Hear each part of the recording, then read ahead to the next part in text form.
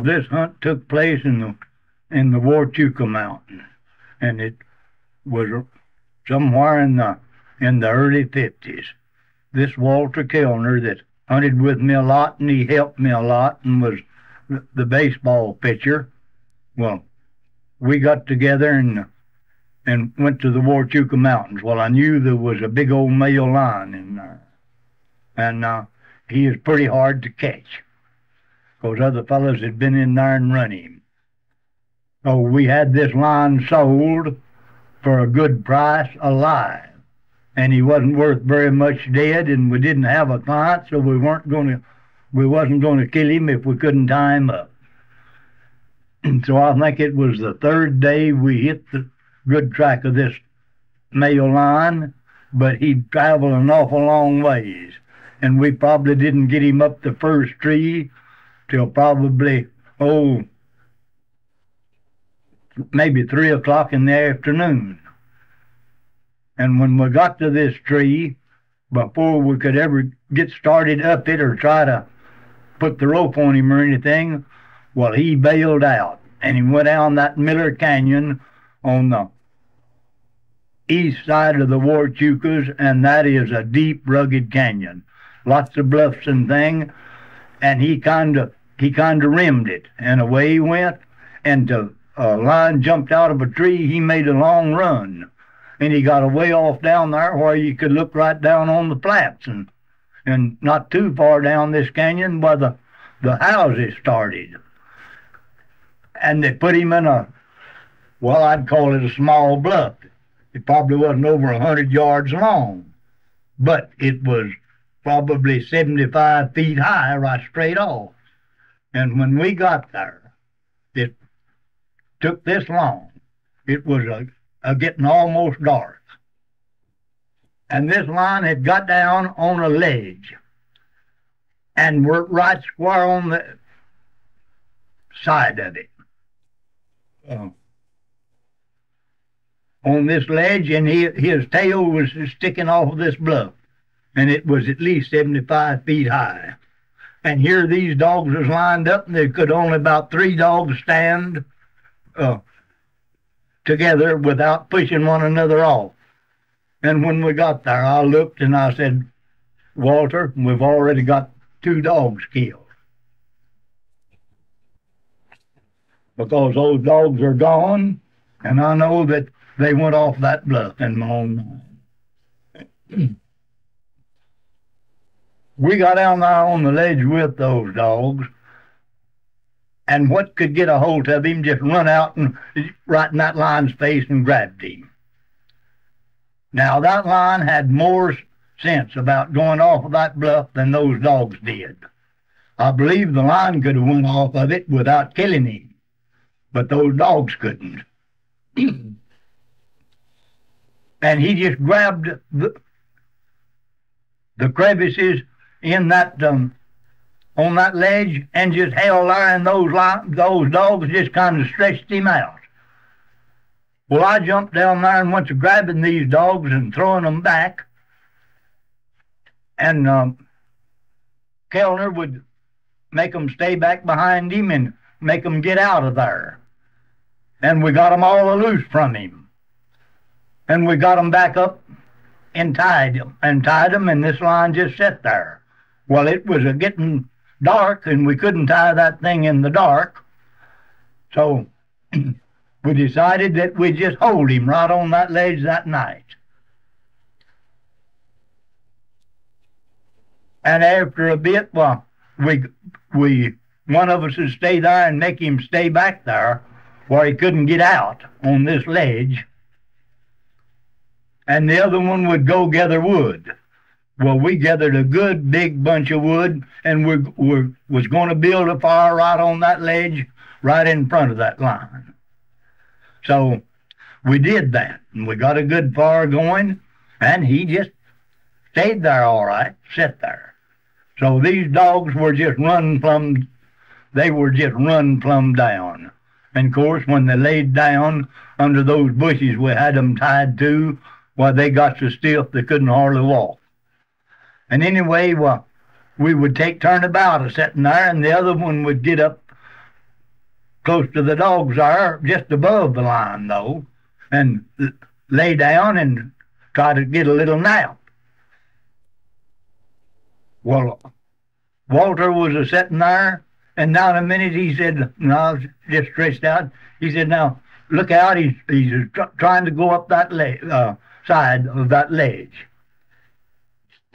And I raised up, and there, just down a few feet from me, was this lion just stuck there with his claws in these crevices.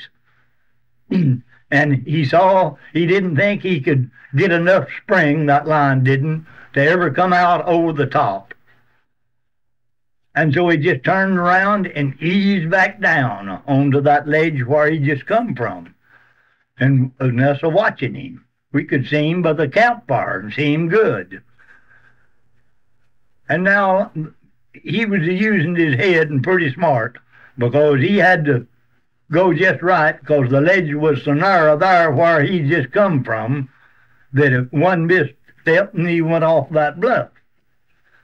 So everything kind of quieted down, and I laid back down, and it was somewhere around midnight that this happened. And now in a minute, Walter says, look out. And he tried her again, and up over the top, that lion come, and he jumped right over me. And away he went. Well, we jumped up and turned loose the dogs, and they just run him off into that big canyon. He crossed that, went right down and crossed that big Miller Canyon. And when the dogs hit the bottom of that canyon, well, they weren't making any speed anyway. They're so doggone still after being so run down and so tired, that they just all stopped down there and laid down under a tree. And we followed them on down there, and then built us a fire, and we stayed there all night. And I told Walter then, I think we had 8 hounds. And I said, well, you stay down here with our mules and these hounds, and I'm going back up there and see for sure if those dogs are dead under that bluff. So I went back up there and I found both of them. Of course, they broke up and just dead as they could be. And I just took the collars off of them and left them laying there. And I went back down to Walter, and we got on our mules, and we had to just fool along and with those dogs to ever get out of there. And if one laid down, we'd have to make him get up. And we finally got over to the Colonel and Mrs. Haley's ranch, where we stayed there all the rest of that day and that night. And then we went on back to Tucson.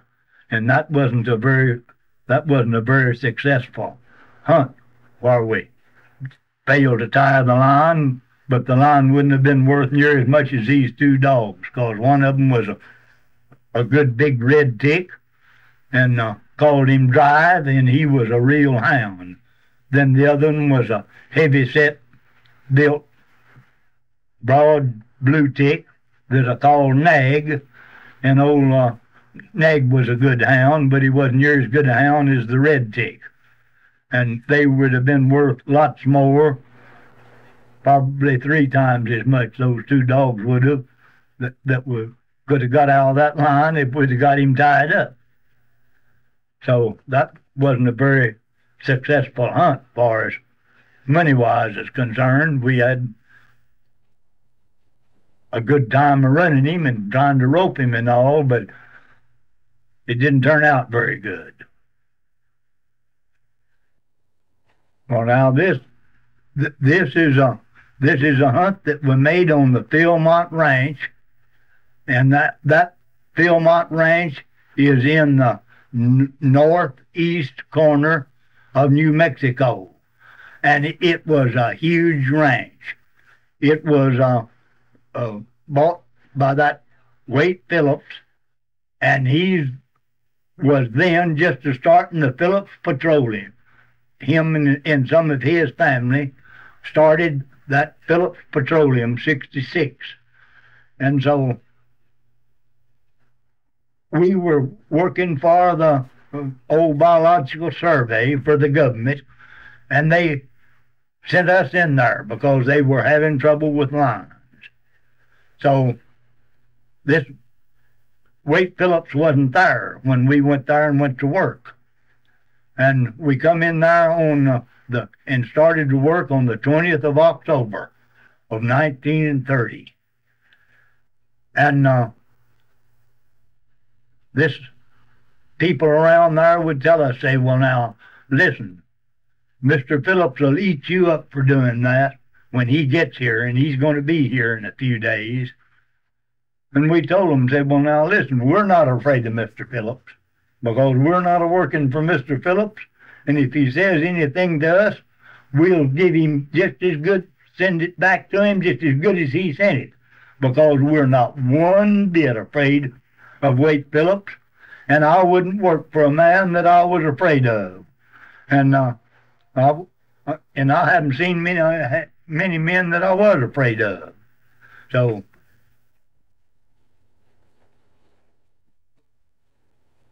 we started in. Well, I know what they said around there, because one old boy told us. They was wondering why they sent a couple of boys up to do a man's job.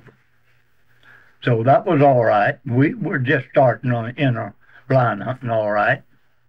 So it come an awful snow.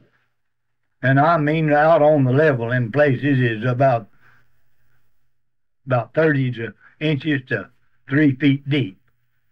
And one day was in one of his cabins. He had cabins all over that ranch. Now that ranch was a huge ranch because he had better than 500,000 acres at that time in that one ranch, all blocked together in that one ranch. And that's a pretty good sized ranch. And so we were camped up there, and he was of course, drove fine vehicles, and he had an extra good pickup truck there that set pretty high, and he broke his way up to our camp.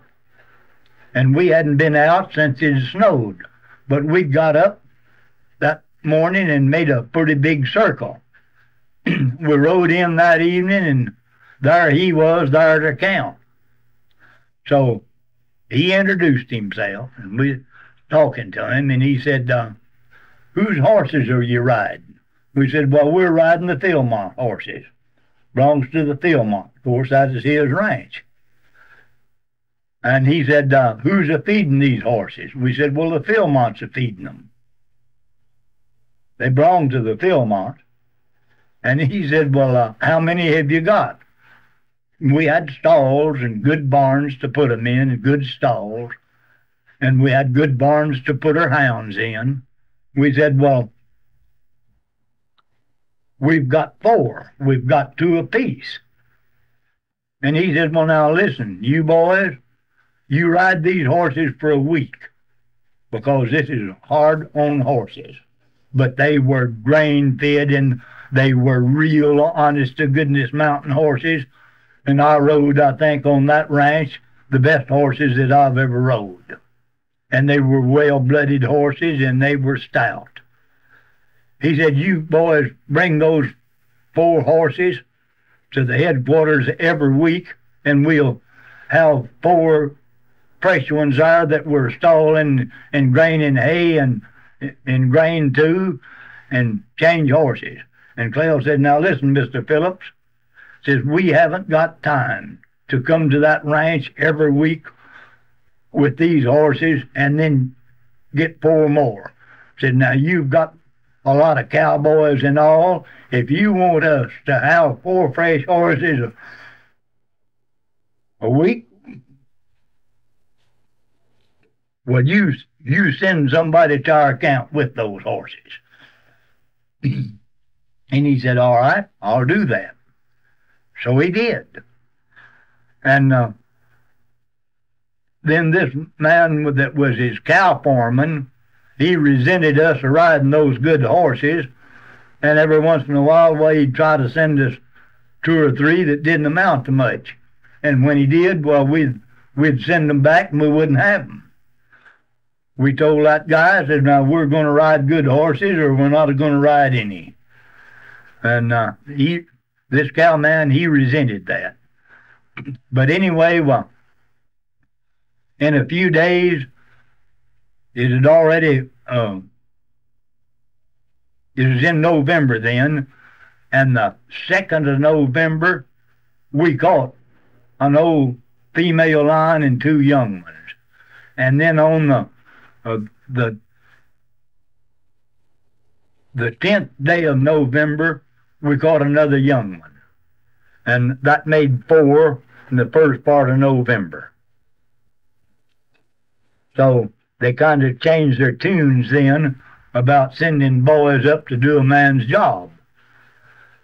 But anyway, Mr. Phillips come up to our camp, and they wanted to go out riding with us and see if we might find the lion track.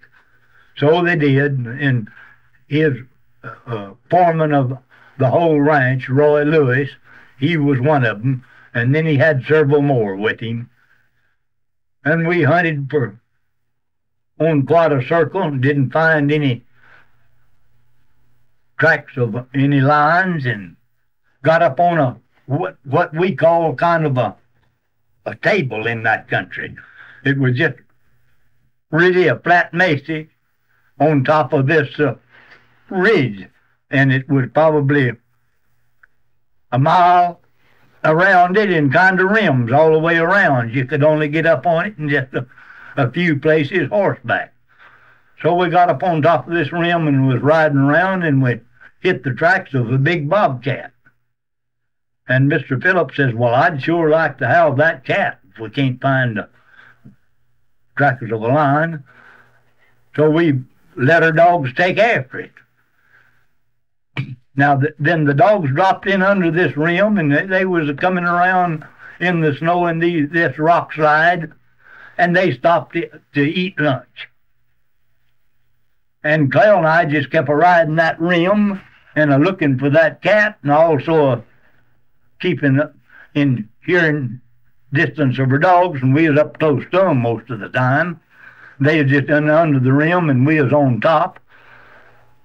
And I stopped and was off of my horse down there on the edge of this rim, looking down in there, and the dogs are just about in under me. And now in a minute, I imagine 200 yards on around from me, I heard Clell go to shooting. Well, I jumped on my horse, and by the time he quit shooting, well, I wasn't very far from him. And I hurried on up there, and I said, what are you shooting at? He said, I'm shooting at that bobcat. Says it was running right down there and jumping on them rocks and not snowing all, and said, see that big rock down there that I imagine it was maybe 100 yards or somewhere in that neighborhood.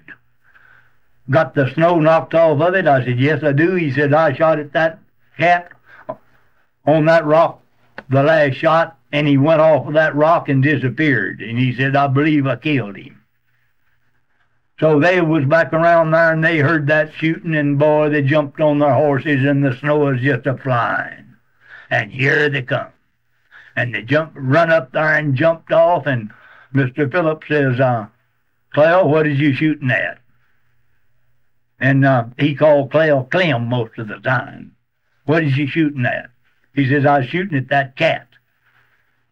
And come out there, and Clell showed him where the cat was when he shot at him the last shot, and he says, you know, I believe I knocked him off that rock.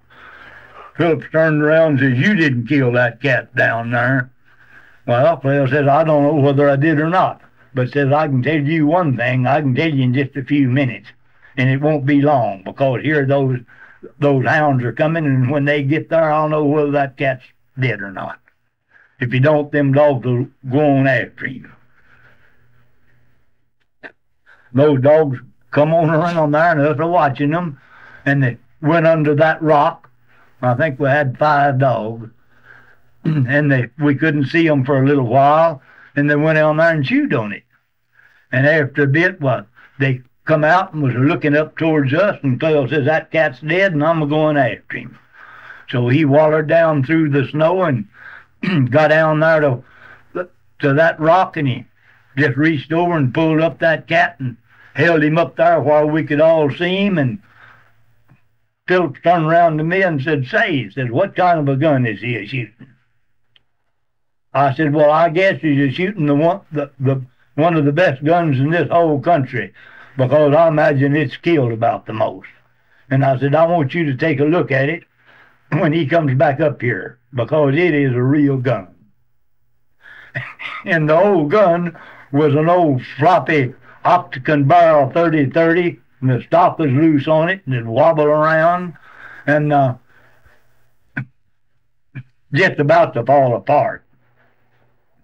So when Clell got back up there and they looked at the cat and all, Philip says, say, let me take a look at your gun, would you?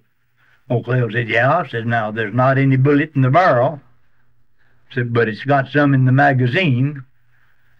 It was really an old Winchester. Lever action, of course. He took that gun and looked at it and wobbled it around, and the stock was kind of fairly loose on it. And he said, for goodness sakes, just to think that you killed that cat down there with this gun. He said, there, I've got a gun hanging on my saddle that cost $2,500. And I wish that I thought I could kill a bobcat like that far. Old Clell said, well, Mr. Phillips says it don't make any difference how much your gun wobbles, just so you pull the trigger at the right time. So we went on back to camp then. Well, the next day we made a circle in a different direction, and Mr. Phillips and Roy Lewis and some of his office men out of Tulsa, Oklahoma, went on a circle, and late that evening, well, this fella Camel, he was his game man. They had a big pasture fenced in with heavy page wire fence, and it must have been 10 or 12 feet high. And in that pasture, he had buffalo, elk, and deer, and antelope in that pasture. And he sent this game man of his up to our camp to tell us about some tracks they saw that day. Well, no, there wasn't any of that bunch that really knew a line track. And so this Camel said, well, now, over here at a certain place, and it was a long ways from where we were, horseback, said we found the tracks of, we thought, of 2 lines. And he had a pocket knife there with him that was pretty long. He says, now, in the biggest one of those tracks, this knife just fit in it, crossways. And he says, you know, there wasn't a man in the bunch that really knew whether those were line tracks or not, but we think it was. And Mr. Phillips said to tell you that if you wanted to go over there and look at those tracks, for me to go with you in the morning and show you right where they were. So we told him, said, all right. And so we made arrangements to meet at a certain place the next morning. So we got up early and pulled out and took our hounds, and I imagine we took, as I remember, we took 5 or 6, 7 maybe. We had a good big pack of hounds. And we met this Camel there, and we rode just as fast as we could to those tracks. And we didn't get there till about 11 o'clock. And there was the tracks of 5 lines walking right down this ridge right in the snow, and it looked like at that time that they was right side by side. There was a big old male, and he was a big lion, and a female, and 3 young ones that were probably 7, 8 months old, somewhere from 6 to 8 months old. And they didn't know that was but 2 there. So we just took after them right then. And so that shows how old those tracks were. Of course, most of the places is snow, and those dogs got up and just left there. And I imagine we trailed them for 2 hours. Now, every once in a while, this old male would go off from those others and then make a circle and come back into them. And when nearly every time when they did, well, the dogs would take it on that male's track just because he was bigger and left more scent. And we'd get them and put them back on the old female and the kittens because we figured that that those kittens and the old female wouldn't travel near as far as the old male did, and we'd have a better show of jumping them. Well, they finally crossed the canyon and into a big bunch of bluffs, and they jumped one of these kittens and brought it out and treated it, and we killed it, and took our dogs right back, and they went right back into those bluffs, and they brought another one of those young ones out and treated it, and we got it. And they went back, we took them back, and they went back right back up into the bluffs, and they jumped the other young one and brought it out and treated it. But the old female wasn't with them. She had went on, her and the old male both. So we just turned around and come back and went on back to camp and told this camel to tell Mr. Phillips that if he wanted to go with us the next morning, we thought we had a good chance of catching that old female, because we figured that she'd come back after those young ones. And we knew that pretty well for sure she'd come back at least within 3 days. And when she did, well, we planned on catching her. We didn't know whether the old male had come back or not, but we knew that old female had come back eventually after those young ones, because she had left them there. But there wasn't around any kill or anything. So they come to our camp then after dark, and we arranged to meet them at the same place.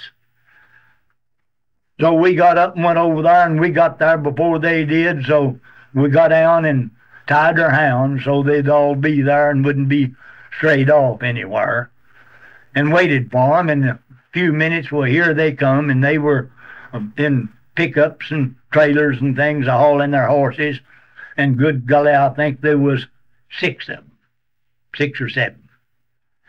But anyway, well, come up, and Mr. Phillips got out and says, Clem, I understand you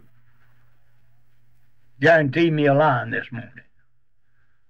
Clem says, now listen, says, we're not guaranteeing you no line this morning. Says, he said, that's what Camel said. Clem said, we didn't tell Camel any such a thing, and Camel was a-sitting there. Says, we told Camel that if you wanted to come up here and take the chance, we thought we had a good chance of that old female coming back after her cubs. And if we did, we figured on catching her. He turned around to his foreman. Oh, he is snooty. Turned around to his foreman and said, Roy, says, it looks like we wasted the day of coming up here. And Clell said, now listen, Mr. Phillips. Says, we don't care whether you go with us or not. Says, you can do as you please. He said, we thought we was being nice to you to invite you up here. And now, if you don't want to go, you haven't wasted the day. You can just get in, load your horses back in those pickups and trailers and get back to that ranch, and it won't take you very long. So you haven't wasted no day. Turned around to me and he said, Dale, untie those dogs. We're leaving here. So I run over there and went to untying them. We had little ropes, and of course I'd get the little ropes. I got those 8 dogs untied, and I turned around and just got on my horse, and we just rode off. Well, oh boy, they went to getting busy then. Just put on their chaps and spurs and jackets and all. Oh, it was cold. They in an extra coat and jumped on their horses, and away they come. And they got up pretty close to me, and here was one of these old office boys worked in his office down there in Tulsa, Oklahoma, was riding a little white, blocky-built, good-looking little horse, and he was a good little horse. And I was riding the big old iron gray, and he was a lot bigger horse, but he was a mountain horse and a good one. And he said, he says, if we get on the fresh tracks of that line, he said, I'm going to tromp the hocks off of that old blue horse on this little white one. And I looked at him and I said, well, there never was a dude out of Tulsa, Oklahoma that could do that. And so if we get on a good track, well, I'll give you a chance. So he said, okay, I'll sure do it. So with all of that gang, Clell rode up in the front leading the procession on the trail, and I dropped plumb back behind. Well, I was back there behind to keep the dogs out from amongst all them horses, and horses stepping on them and maybe crippling one of them or something. So just as we was riding up and getting into the edge of this big canyon and looking off towards the bluffs that we jumped the young ones out of, boy, these dogs picked up a track right there by me, and they turned to the right. That would be down the canyon on this side of the bluffs. And they were running. And they went under a tree, and there's a good patch of snow under that tree, and I jumped off and run up and looked under that tree, and there was the tracks of that old female line. Well, of course, we knew it had been made that night since we'd been there the day before. And, of course, I knew it was a good track. Well, here they wheeled and they was trying to stampede and all that, and I just held them back and wouldn't let them go on and just fooled around there, and I went back and I fixed my saddle and I kind of cinched her up and I got all ready, and boy, let these hounds get down there a couple of 100 yards on that rim, and they was really running, and I just eased over and I stepped on my horse and I took a double of a lariat rope down and just sat there, and now in a minute I just squalled and I hit that old horse down the hind leg and spurred him, and away from there we went. Well, the doggonedest stampede come that you ever saw. Here those guys come in behind me just laying her down. Well, this Roy Lewis, he is on a course riding one of the best horses on the Philmont Ranch, and this old horse I was riding couldn't run too fast, but he was sure a good horse. Well, old Roy Lewis passed me, and before we caught up to the hounds, why, they just doubled right off into this canyon, and they were really running. And so I just ducked off right after them. You could get off of there. It was kind of steep, but I never checked up a whole lot and going off there. Well, Roy Lewis run quite a ways before he got turned around and come back, and we hit the bottom of the canyon there then, and when the line made a turn right back up the canyon, well, the dogs just made a kind of a lose there for just a little bit. And I was right with the dogs, and I just stopped there and was watching them. And I heard a commotion up on the hill, and here they come, the whole gang. And old Clell was coming off of there, and this old boy that was going to tromp the hocks off of my old blue-gray horse on that little white horse, I called him the dude from Tulsa. Well, here he was right behind old Clell, and he was just hanging on to that saddle horn, and that little old horse was really coming off of there. And he didn't have on any chaps that morning, but he had on a fancy pair of riding breeches that get down low and got all kinds of buttons on them and all, it was a fancy affair. Well, he is hitting some of that brush, and boy, those buttons is just a frying, and it tickled me. I just laughed and laughed. And when they hit the bottom of the canyon and Clell kind of turned, well, this old boy's horse hit Clell's horse right in the with his chest and nearly knocked this horse of Clell's down. And Clell turned around and told him, says, he didn't know this conversation that took place between this guy and I. And he said, what's the matter with you, you dang fool? And so that old boy saw me standing there, sitting there on my horse, and here he come. And I was holding them back to them hounds really got lined out because I knew that was a fresh track. And now in a minute, those hounds just, oh boy, they left there in high gear. Just, and this all took place in just a little bit. And up that canyon they went, and I let the hounds get up there quite a ways. And it was, as far as mountains is concerned, it's good riding. And I just spurred that old horse that I was on and hit him, and away we went. And here that old boy come in right behind me. Well, his horse is a faster horse than mine, and he did stay right on my heels until we rode right up under the tree, and this line is up the tree.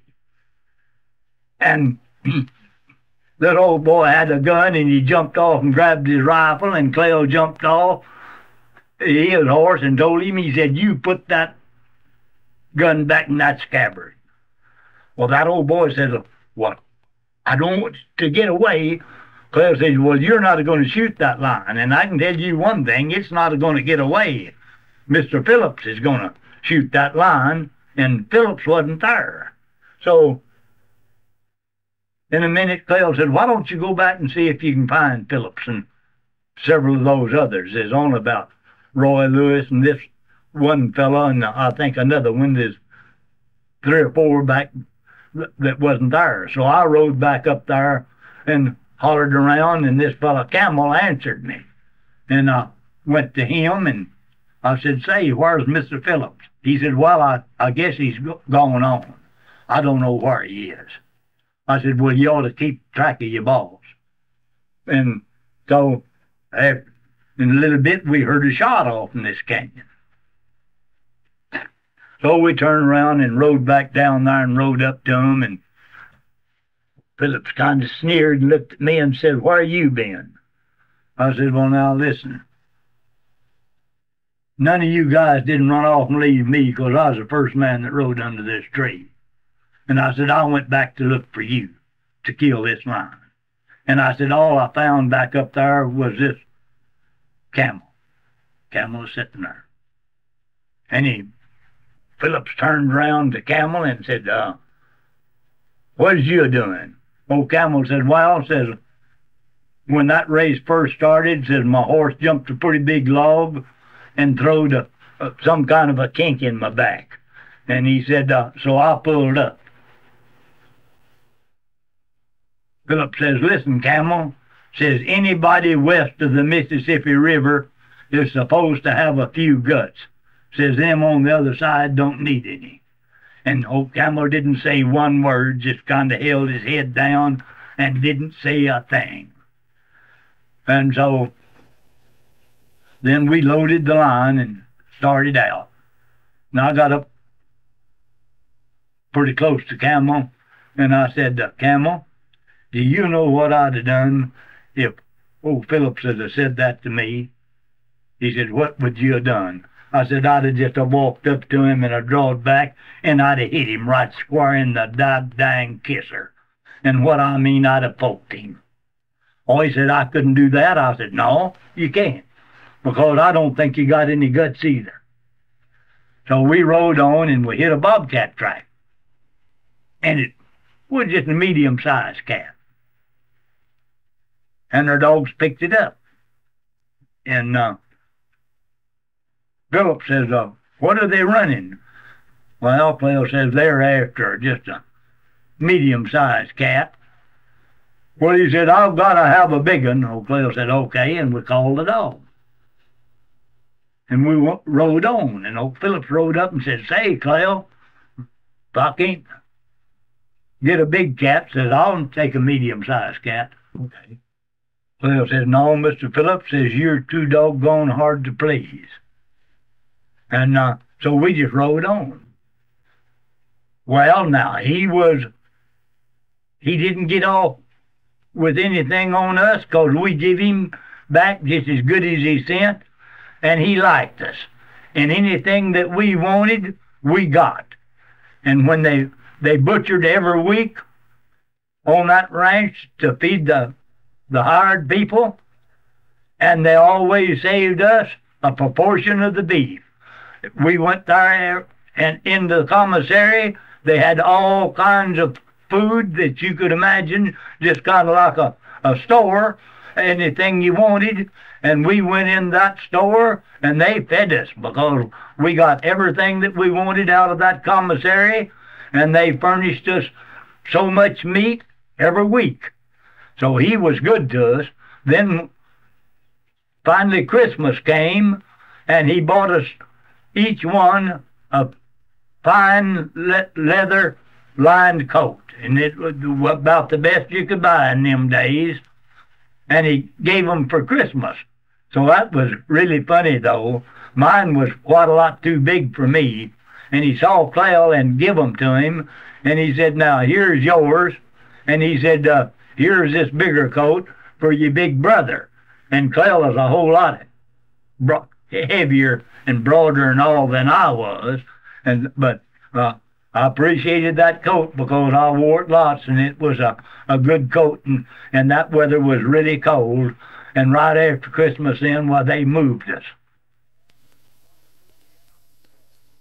So we moved down to a fellow's ranch there. His name was Odie Gans. And just as we rolled in there, we went up in his field and went to, and no cabin or nothing, and went to trying to put us up a tent. And it started snowing, and that wind blowing, and that snow was just blowing real low and right straight across that field. And what I mean, it was cold.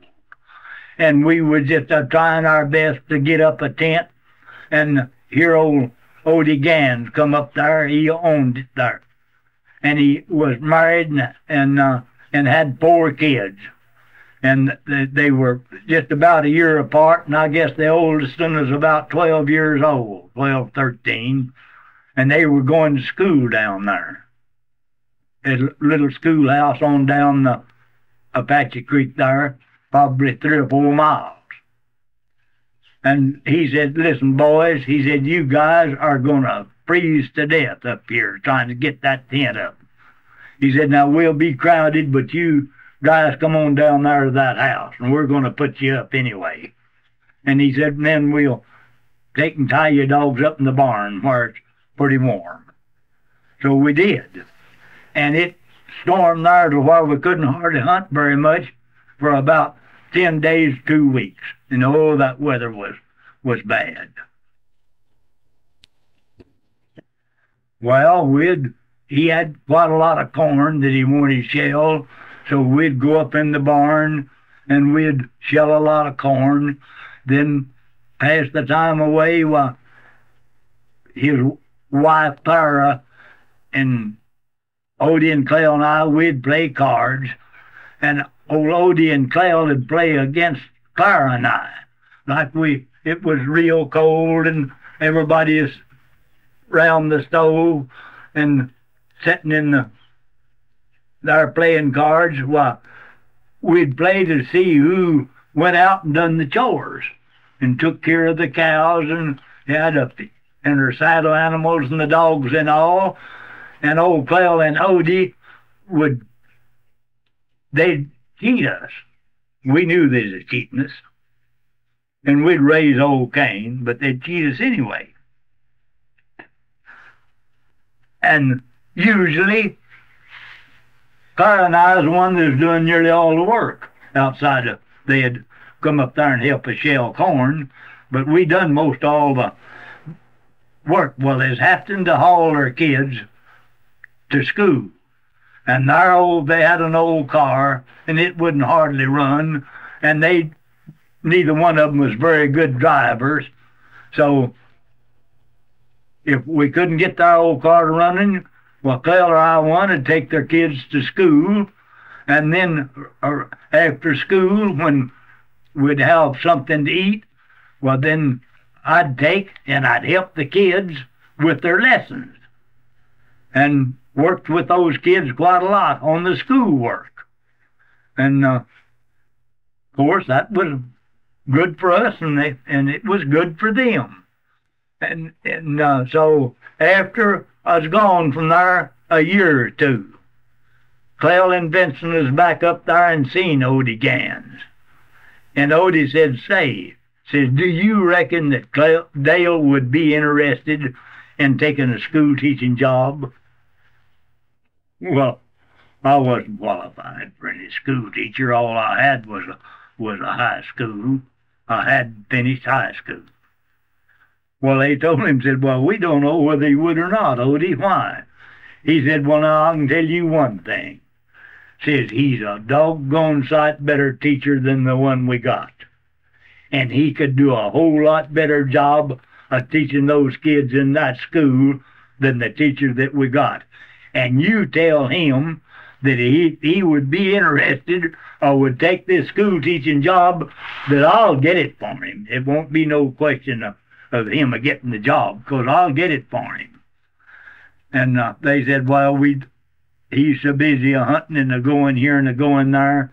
Says, I doubt whether he'd be interested or not. That was 2 or 3 years later.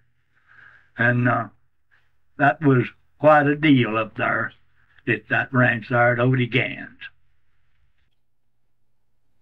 Well, now this hunt took place over at the Coronado Guest Ranch in the Cherry Cow Mountains, which sits on West Turkey Creek on the west side. And, of course, that's the range that I call my home range. And this boy that I knew well and had hunted with me some by the name of Bert Barkley. Now, he was a little short, blocky-built fellow, and kind of dark-complected, but his father was a full-blood Irish, and his mother was dark-headed, and he was complected like his mother. But his father was what we called a flannel-mouthed Irishman, real light-complected, kind of sandy hair. And anyway, he was a good little hand, but he hadn't never roped and helped tie up a line. He'd seen a few in the trees, and that was all. So I told him, Bert, I said, we got a line sold for pretty good money if we can tie up one. And we haven't got any guests, any clients, so we'll try to rope one and tie it up and take it to Tucson, and Ernest can ship it out. So we hunted there, I think 3 or 4 days, and there was a good bunch of guests there. They must have been maybe 10 or 12 guests at this ranch. So wasn't too far up above there one morning, we hit the tracks of this female line. It was a good size female, grown female. And we treated it. Well, as we started up to it, with all of the rope down on it, it was awful brushy. And the brush was this old oak and pretty good sized, and we didn't try to get right up to the line with our horses. We tied them down on a little point, and we walked up there and carried everything. Well, this tree grew out, I imagine, 15 or 20 feet from a ledge. Well, that ledge had broken places in it where you could get on it. And we were standing up on that ledge, and this line was right out in front of us, in not too tall a tree and on a limb. And we didn't even have any good right ropes, or catch ropes we call them, that you rope calves and everything with. We just had a couple of old, about an inch or maybe an inch and a quarter, tack ropes.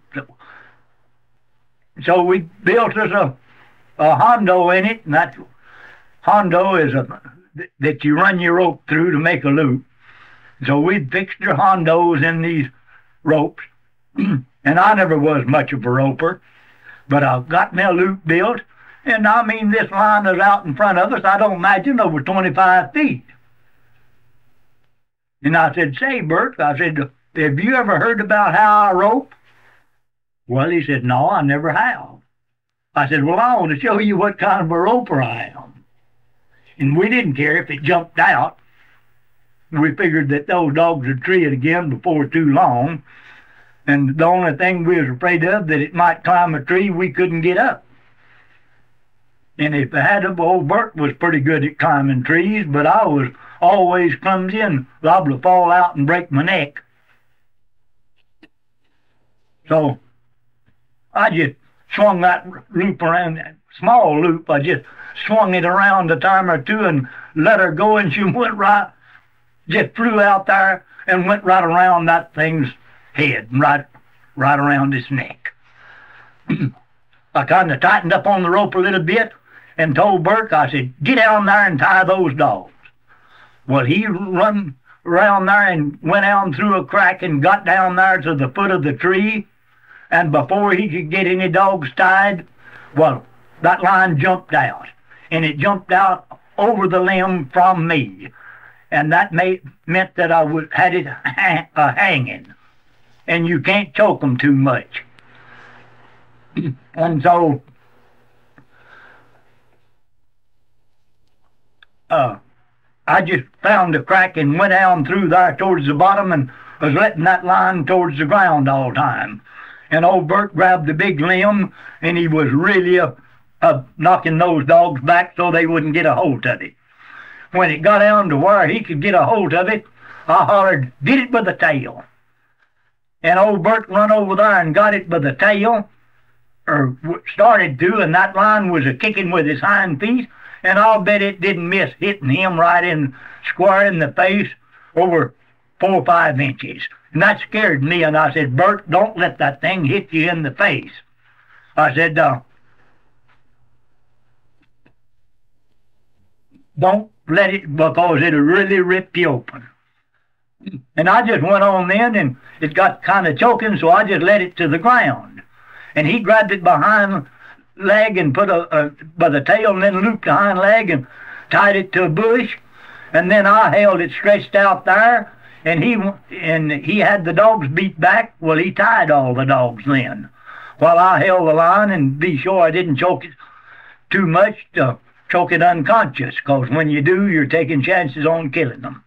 Well, he got the hounds all tied and then come back, and I told him how. And he had never helped rope a line before.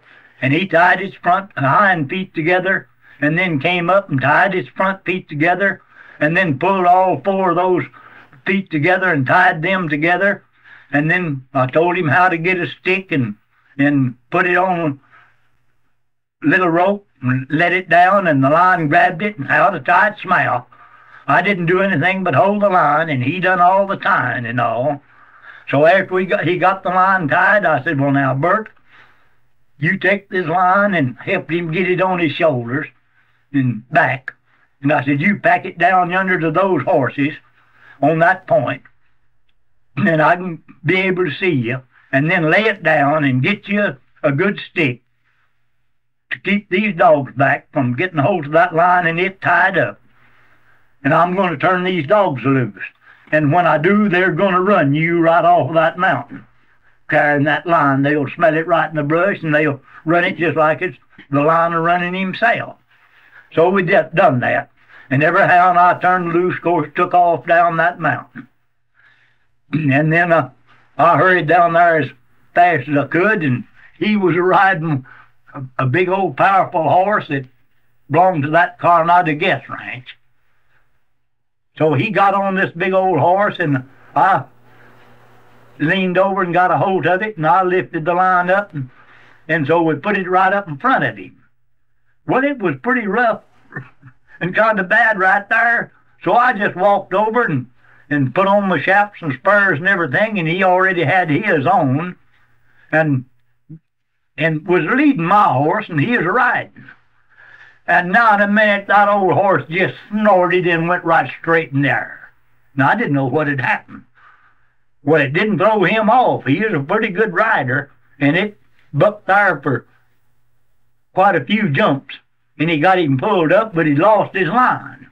Well, what had happened, that line got one hind leg loose and reached down and hooked that horse right in the shoulders with its claws.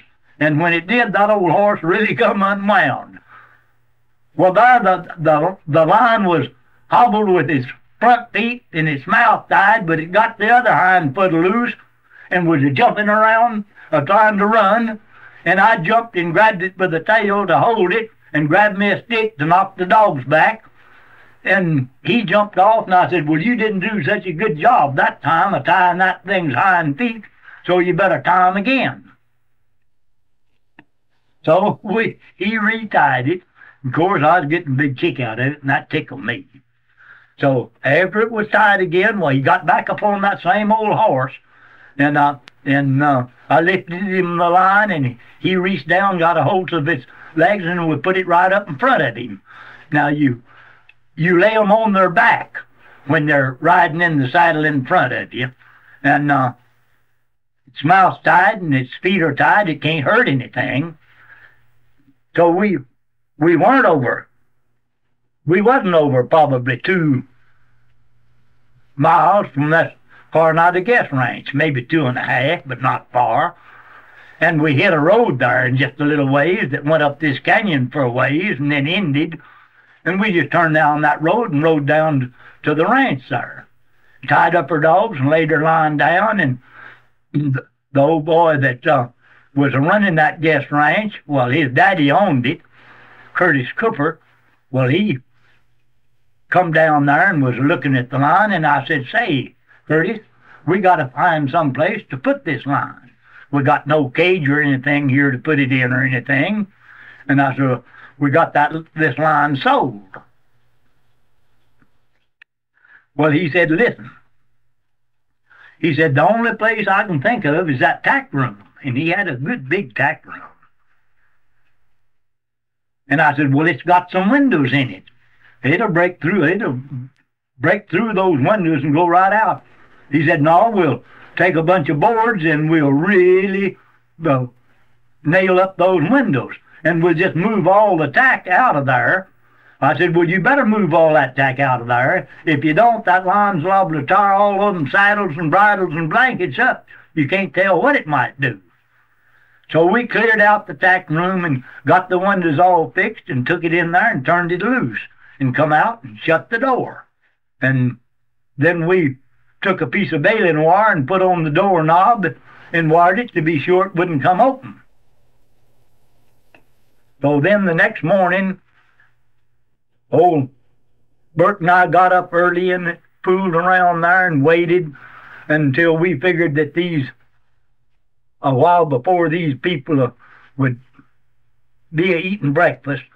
So he went up and told me, come, and he said, well, they're eating breakfast, and they'll be through eating breakfast in a little bit. So I opened that door and turned that line out, and boy, it left there. Now, this was right up in the mountains, and it run across a field that had there and a bunch of fruit trees in it, kind of an orchard, and up onto a ridge it went. And so I walked on up to the ranch there and went into the big dining room, and they had just finishing. And old Curtis is in there with them, and I said, say, Curtis, if you got any guests here that wants to get in on a line race, well, we're going to have one in a little while. And so you better, if they want to go, you guys better get ready, because we've already got our animals saddled and we're ready to go. Well, of course, a whole bunch of them wanted to go, all of them that could really get up and ride to do any good. And Pope Schultz, he was running the cattle for this ranch, and he is the boss of the cattle. So he was there and wanted to go and going to kind of help Burke and I tie it up again, because we wasn't going to kill it. So we went down there and turned loose a pack of hounds. And, of course, when they hit that track, of course, it's a running track. And you know that thing put up quite a race. And when they treated, well, then we roped it and tied it again. And they took a bunch of pictures. And now one reason we done this was just to help that boy that was running that guest ranch with his guests, to give him a little excitement and to help him along with his guests. because he was really nice to us, and they really got a big kick out of it. So then we brought it back and built a crate park, and in a day or two we hauled it to Tucson, and my brother Ernest, well, had the line sold, so he shipped it out. And I don't remember where it went, because we sold lines to all over the different parts of the country, and we sold a bunch of them to that Trader Horn out in California that furnished lines for, well, they furnished wild animals to, and rented them to the outfits that was making animal pictures for movies. Now, one time we sold them 2 young lions that we'd caught when they were real little and raised them up, and they made a big movie with those lions they called The Big Cat. Now, that was years ago, and no doubt people over the country saw that picture, and it was a famous picture there for quite a while. And it was a lion picture.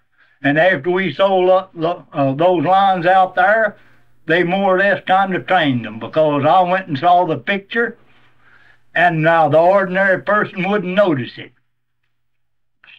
when they changed lines. But they used both of the lines that we sold them that was litter mates, and they were both females in that picture. And it showed them running a cow and calf, and it also showed another scene of where one of these lions jumped off a big rock and hit on a man and knocked him down, and it was supposed to have killed him, and all of that kind of stuff, which was really interesting.